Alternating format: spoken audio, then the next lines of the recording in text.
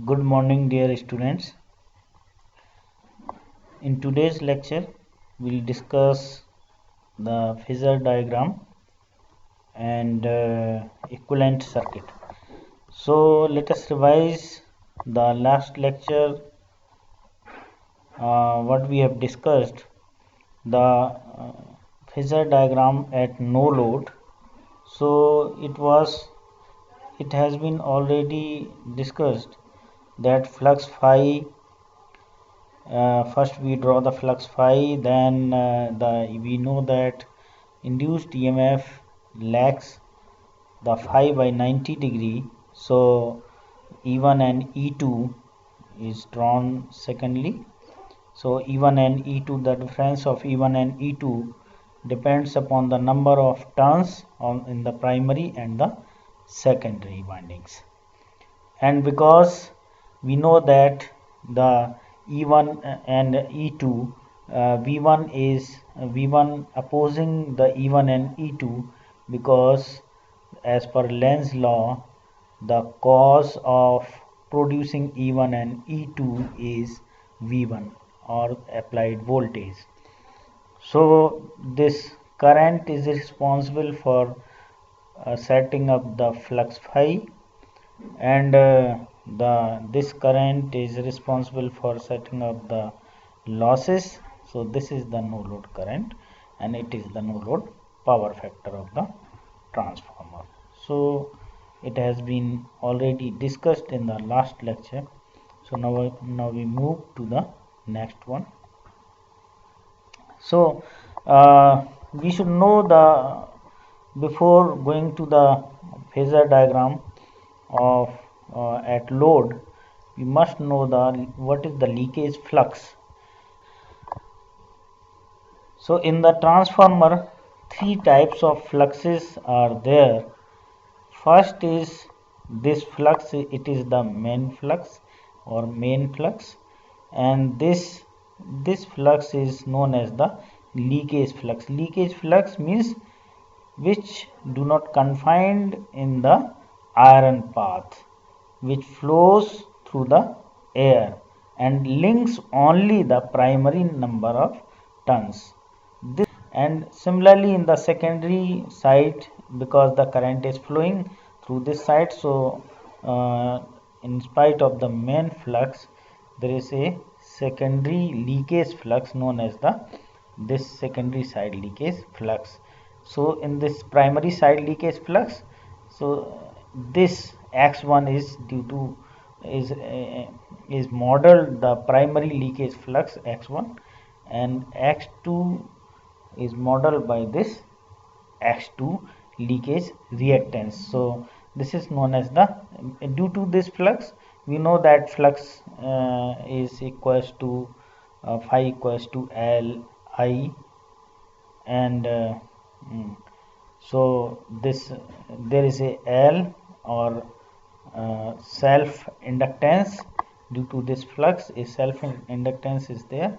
So this is it can be modeled by this primary leakage reactance, and this flux is modeled by the secondary leakage reactance, because we know that in the winding the resistance is there. So the resistance is modeled here, and the secondary winding resistance is modeled here. This is the primary winding and this is the secondary winding, and this is the main flux, so or mutual flux. It is also known as the mutual flux, and this flux links the primary winding as well as the secondary winding, whereas leakage flux links only the primary winding, and this leakage flux links only the secondary winding. This is the main important concept. Second thing, if we load the transformer, the secondary current starts flowing, and this secondary current will also set up a flux in opposite to this phi m. तो ये जैसे ही secondary winding में आपने load लगाया, current increase हुई, और जैसे ही current increase हुई तो फ्लक्स काउंटर फ्लक्स डेवलप होगा इसमें, और ये जो काउंटर फ्लक्स है आपका, जो कि आप जैसे ही कम होगा यहाँ पर कमी हो जाएगी फ्लक्स की एक सडनली इंस्टेंट के लिए, और जैसे ही कम होगा तो ये फ्लक्स आपको यहाँ से I1 की एक्स्ट्रा करंट लेकर के, this voltage is fixed but this current is increased, ये प्राइमरी करंट इंक्रीज हो जाएगा, उतना ही फ्लक्स यहाँ से प्रोवाइड करा दिया जाएगा जितना कि यहाँ से आपने इस I2 ने ले लिया। So that's why this I1 is equals to, यहाँ पर जो कोर लॉस और फ्लक्स के लिए current I0 plus this I2 component और load component in the primary current. तो हम कहते हैं कि जो मैंने पहले भी बताया हुआ था, I1 is a summation of I2 plus I0, it is a phasor sum. So now come to the next slide. It's also known as, so this is the I2 dash is equals to N2 into upon N1 into I2, where we know that N2 upon N1 is the transformation ratio K. So I2 dash is equals to K I2, means when the secondary current is transferred into the primary, means what is the meaning of that secondary current is transferred into the primary? Means if secondary, in the secondary we measure from the ammeter, so it gives the reading I2, and equivalent current in the primary side is equals to the I2 dash, because suppose we want to add the two quantities, one is the primary and other is the secondary, so we cannot add these two quantities I0 flowing in the primary side, and we want to add this I2 current, because I2 current is the extra current and this current is provided by the primary current, so it is a part of the primary known as the I2 dash, so it is known as the load component of the primary current. But in the secondary, the value of this current is I2, and what is the value in the primary current? It is the I2 dash. आप इसको ऐसे समझ सकते हैं, मान लीजिए कि आप एक शॉप पे जाते हैं, क्योंकि इसको हम ऐड नहीं कर सकते, I2 को हम सीधे I0 में ऐड नहीं कर सकते हैं, क्योंकि ये एक ही लेवल ऑफ वोल्टेज में नहीं है, हमारा वोल्टेज लेवल एक ही होना चाहिए, तभी हम इलेक्ट्रिकल क्वांटिटीज़ को, करंट को, रेजिस्टेंस को, किसी भी चीज़ को सीरीज़ में ऐड कर सकते हैं। अगर हमारा वोल्टेज लेवल ही अलग अलग है नंबर ऑफ टर्न से, तो हम प्राइमरी की कोई भी क्वांटिटी को सेकेंडरी की किसी भी क्वांटिटी में ऐड नहीं कर सकते हैं। ठीक है, आप ऐसे ही समझ लीजिए कि जैसे सपोज करिए कि आपके पास में $2 है और एक जेब में $2 है, एक जेब में $2 है। अगर आपसे कहा जाए कि आपके पास में कितना रुपए है, तो आप क्या बताएंगे? आप ये नहीं कह सकते कि आपके पास $4 है, आप ये भी नहीं कह सकते कि आपके पास $4 है। तो आप या तो रुपए में आंसर देंगे या डॉलर में आंसर देंगे, लेकिन आपको या तो डॉलर को रुपए में कन्वर्ट पहले करना पड़ेगा, तब रुपए में ऐड कर पाएंगे आप, या फिर रुपए को डॉलर में कन्वर्ट करना पड़ेगा, तब ऐड करेंगे तो डॉलर में आंसर दे पाएंगे उसका। तो इसी तरीके से है कि अगर हम सेकेंडरी प्राइमरी की किसी भी क्वांटिटी को सेकेंडरी में ऐड करना चाहते हैं, तो प्राइमरी की क्वांटिटी को पहले सेकेंडरी में कन्वर्ट करना पड़ेगा, उस वोल्टेज लेवल में कन्वर्ट करना पड़ेगा, इसके बाद सेकेंडरी में ऐड कर सकते हैं। ऐसे ही सेकेंडरी की भी किसी भी क्वांटिटी को अगर हमें प्राइमरी में ऐड करना है, तो हमें पहले कन्वर्ट करना पड़ेगा वोल्टेज लेवल में, उसके बाद ही हम ऐड कर सकते हैं। इसको कहते हैं रेफर्ड क्वांटिटीज़। तो हमने ये रेफर्ड ही है, I2 करंट को प्राइमरी में रेफर कर दिया और प्राइमरी में इसकी वैल्यू I2 डैश हो जाएगी। ये बहुत इंपॉर्टेंट कॉन्सेप्ट है और इसको समझना बहुत ही ज़रूरी है। So now we move to the next slide. इसमें देखिए, हाँ, now come to this slide. इसमें देखिए कैसे करते हैं इसको, ट्रांसफ़र किस तरीके से करते हैं प्राइमरी साइड की सेकेंडरी साइड की क्वांटिटीज़ को। हम जानते हैं कि प्राइमरी में अगर सपोज करिए कि सेकेंडरी में R2 रेजिस्टेंस है और उसमें I2 करंट फ्लो हो रही है, ठीक हो गया। So the loss is I2 square into R2। अब अगर उस रेजिस्टेंस को, इसका जो रेजिस्टेंस है कोई कितना भी ओम हो सकता है, R2 वैल्यू है, अगर इसकी इक्विवेलेंट वैल्यू अगर हमें प्राइमरी में देखनी है, क्योंकि तो फिर क्या होगा उसकी रेजिस्टेंस की वैल्यू, तो हम लोग कैसे करते हैं इसको सेकेंडरी में देखिए, इसका ohmic loss I2 square R2 हो गया। अगर R2 को प्राइमरी में ले जाते हैं तो डैश लग जाता है, जिस भी क्वांटिटी को हम मूव करते हैं, रेफर करते हैं और उसकी प्राइमरी में वैल्यू कितनी होगी ये जानना चाहते हैं, तो फिर हम उसमें डैश लगा देंगे। जैसे R2 डैश का मतलब हो गया कि R2 की वैल्यू प्राइमरी में, ठीक हो गया। तो अब प्राइमरी में करंट कितनी है, I1 है। सो प्राइमरी में लॉस कितना हो जाएगा, अगर यही रेजिस्टेंस हमें नहीं मालूम है कि कितनी वैल्यू है, हम निकालना चाह रहे हैं, we want to know the value of R2 in the primary, तो उसमें लॉस कितना होगा और वो लॉस उसके बराबर होना चाहिए, इक्वल होना चाहिए। सो I1 square R2 dash is equal to I2 square R2। So from here we can calculate R2 dash is equals to I2 upon I1 square, and we know that I2 upon I1 is equals to N1 upon N2।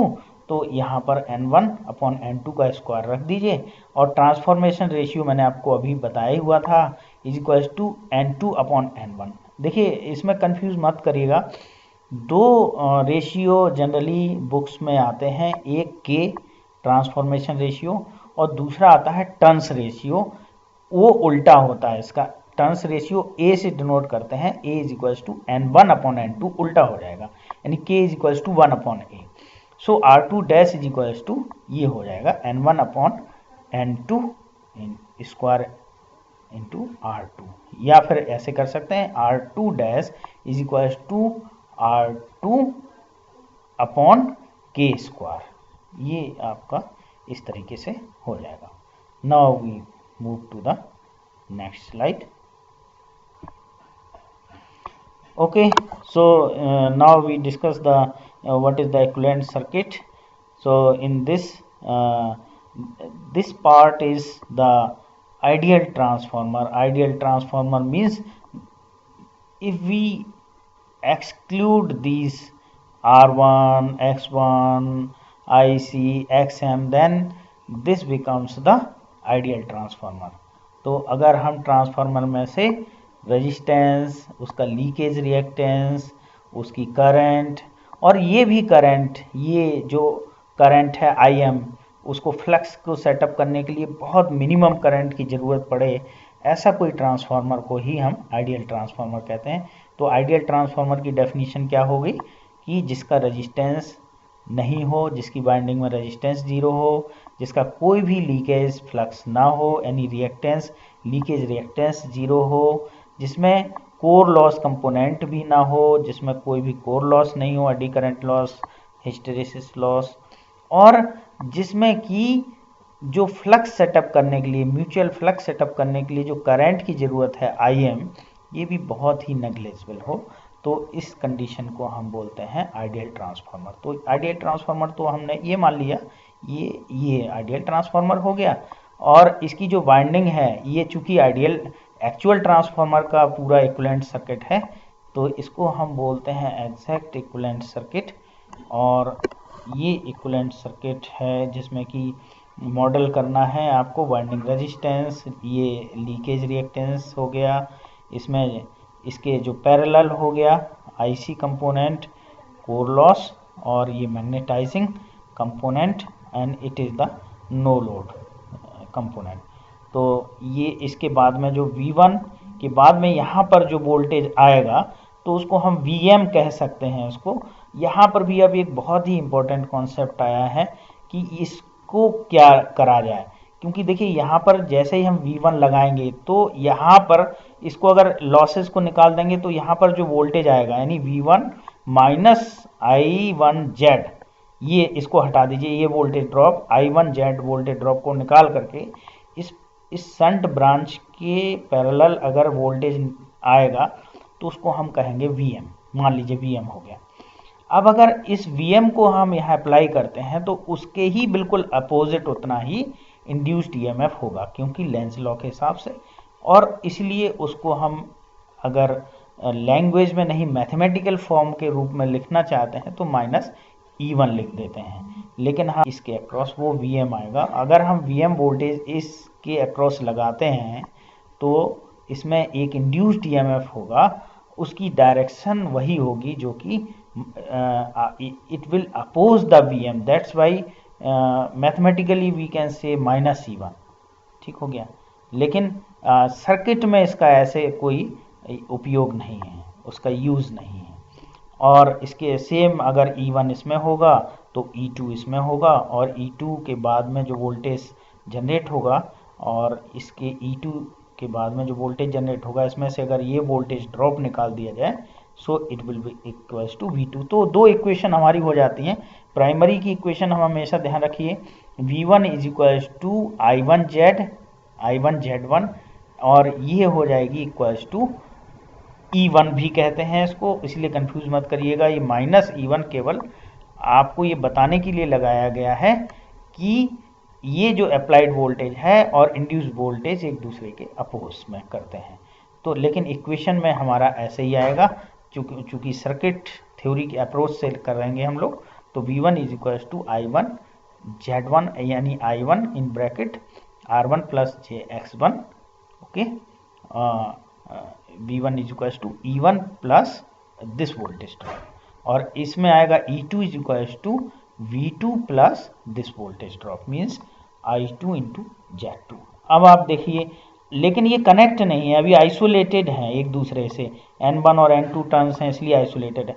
अब मान लीजिए हमें electrical, अभी हम इसमें electrical का कुछ लगा नहीं सकते, प्राइमरी और सेकेंडरी का एक साथ हमें ज्वाइंट करना पड़ेगा, नहीं तो यहाँ तो हम अप्लाई कर सकते हैं इतने इतने में, अलग वोल्टेज लेवल है, ये अलग वोल्टेज लेवल है। लेकिन अगर हम कहें कि ये करंट इतनी है और ये करंट इतनी है तो टोटल करंट कितनी होगी, तो हम सीधे सीधे ऐड नहीं कर सकते। पिछले मैंने स्लाइड में बताया हुआ है। इसके लिए हमें क्या करना पड़ता है कि सेकेंडरी की जितनी भी क्वांटिटीज़ हैं उनको, जो रेजिस्टेंस है, ये है, लोड है, सभी को हमें प्राइमरी साइड में ट्रांसफ़र करना है, तो प्राइमरी के इक्विवेलेंट करना पड़ेगा।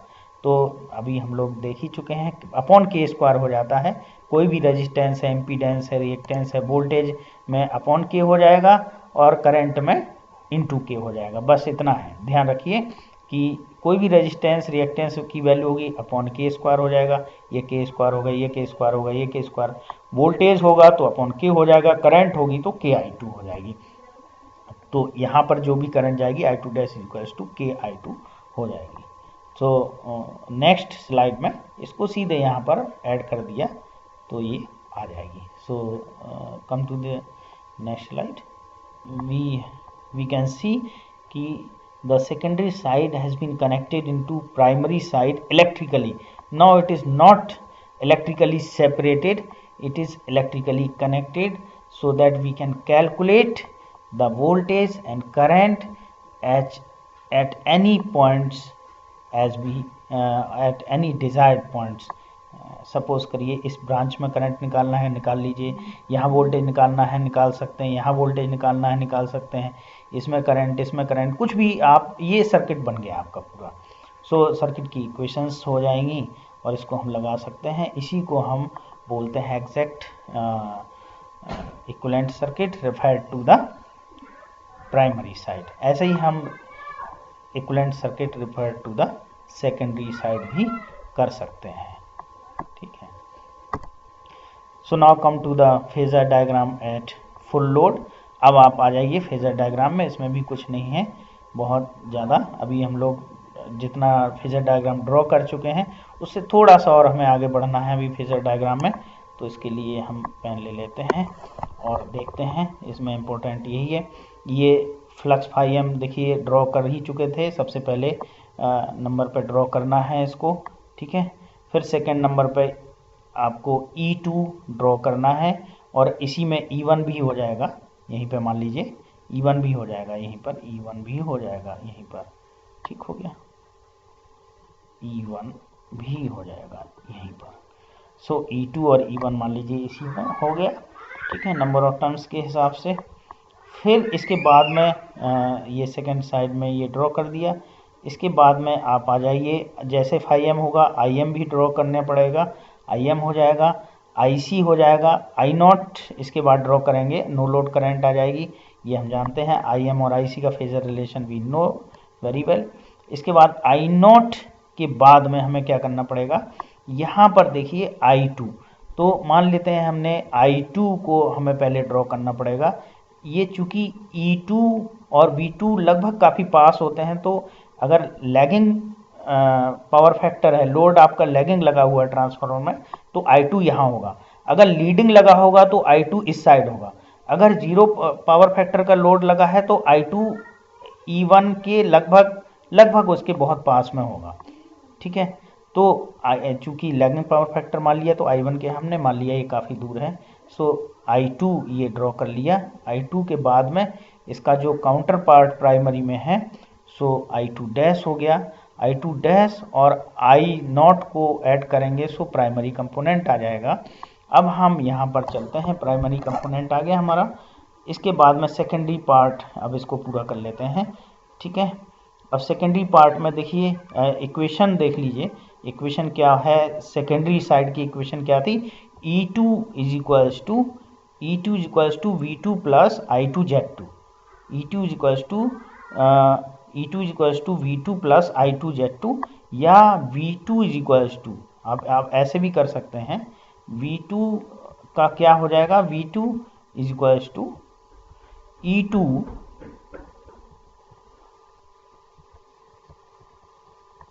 ठीक हो गया। तो E2 में से E2 का जो फेजर है, इसमें से I2Z2 का फेजर माइनस करना है। सो I2 और Z2 is equals to R2 plus JX2। तो पहले I2 माइनस करेंगे I2 R2 का फेजर। सो I2 माइनस करना है, तो माइनस का मतलब I2 के अपोजिट साइड में 180 डिग्री में हमने ये फेजर ड्रॉ किया। फिर इसके बाद में मैंने आपको बताया था 90 डिग्री करना है, हमेशा एंटी क्लॉकवाइज घूमेगा 90 डिग्री, क्योंकि आप 90 डिग्री इधर भी घुमा सकते हैं और 90 डिग्री इधर भी। इधर ही क्यों घुमाया आपने, क्योंकि हमें एंटी क्लॉकवाइज हमेशा phasor diagram, phasor anticlockwise ही मूव करता है, तो इसलिए 90 डिग्री। देन I2Z2 हो गया, सो V2 हमने ये V2 ड्रॉ कर दिया। इसके बाद में ये सेकेंडरी पार्ट हमारा कंप्लीट हो गया।